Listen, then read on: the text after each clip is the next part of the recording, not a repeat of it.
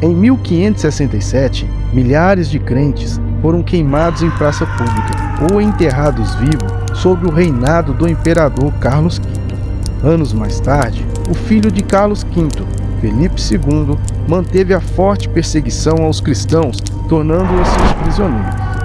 Debaixo desse terror de sangue, de última hora, centenas de milhares de cristãos não viram outra possibilidade a não ser fugirem, abandonando seus lares nos Países Baixos, rumo à Inglaterra.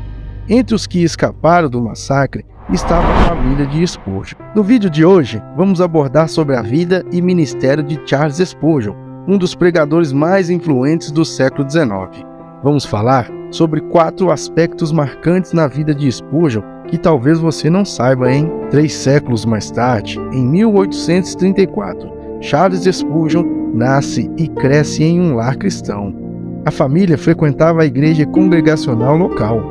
Charles era um menino doce e inteligente, que aprendeu a ler e escrever precocemente e com quase 16 anos de idade teve uma experiência marcante de conversão. Certo dia, estando presente em um culto, numa igrejinha da região, o pregador, por causa de uma grande tempestade de neve, não compareceu. Então um senhor, o sapateiro do vilarejo, disse que iria pregar. Sem experiência com a arte da pregação, apenas leu esse texto: Olhai para mim e sereis salvos, vós todos os confins da terra, porque eu sou Deus e não há outro.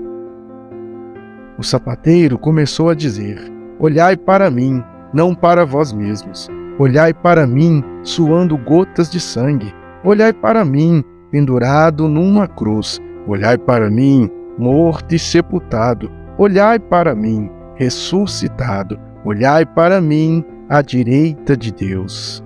Então o sapateiro, com uma voz firme, fitou os olhos em Spurgeon e disse: Jovem, olhai para Jesus Cristo. Assim se deu a sua conversão. Uau! Acho que vale um like, hein? E você, já olhou para Jesus Cristo? Comente aí abaixo, como foi a sua conversão? Esse dia impactou profundamente a vida de Charles Spurgeon e o levou a uma carreira dedicada à pregação e ao ministério. Sobre o seu ministério, Spurgeon começou sua carreira ministerial em 1851, aos 17 anos de idade, quando foi convidado a pregar em uma capela de pastores batistas. Um ano depois, ele foi convidado para pregar na capela de New Park Street, em Londres, e logo se tornou o pastor da congregação. Ele foi o pastor dessa igreja durante 38 anos. Sua pregação era poderosa e sua popularidade como pregador cresceu rapidamente. O apelido Príncipe dos Pregadores foi dado a Charles Spurgeon quando ele tinha apenas 23 anos, por causa de sua habilidade em expor as Sagradas Escrituras.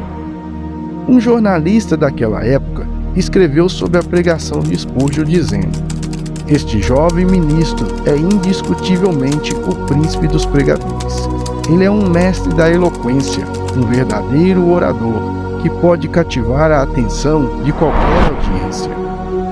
Ele mesmo gostava do título, mas sempre enfatizava que a verdadeira autoridade vinha da palavra de Deus e do Espírito Santo agindo nos corações dos pecadores, e não dele mesmo. Spurgeon também foi um grande escritor e publicou mais de 140 livros durante sua vida. Entre seus trabalhos mais conhecidos estão A Viva a Tua Obra e O Tesouro de Davi. Charles Spurgeon era um defensor fervoroso da educação teológica e fundou o College Pastoral em 1856, que mais tarde foi renomeado como Spurgeon's College.